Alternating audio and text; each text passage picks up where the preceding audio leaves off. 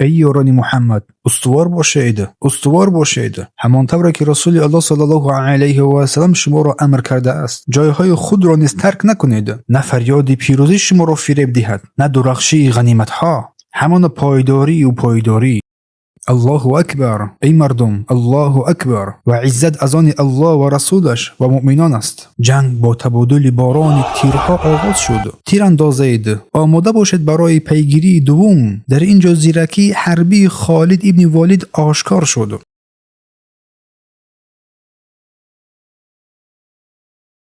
او میخواست از وضعیت استفاده برد و قرار کرد مسلمانان را از پشت سر غافلگیر کند، اما انتظار نداشت که کسان در کمین او هستند. آماده باشید. 50 نفر از ماهرترین تیراندازان با راهبری عبدالله ابن جبیر با امر رسول الله صلی الله علیه و سلم در تپه عینین جایگیر شده بودند تا پشت مسلمانان را از حمله ناآگاهانه مشرکان محافظت نمایند. کوشش او ناکام شد و مجبور گردید زود عقب نشینی کند پیش از آن که هلاک گردند.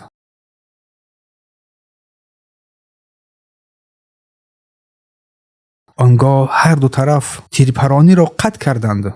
مسلمانان تکبیرهایی گفتند که دلهای مشرکان را به لرزه آورد و در قلبهایشان ترس را افکنید.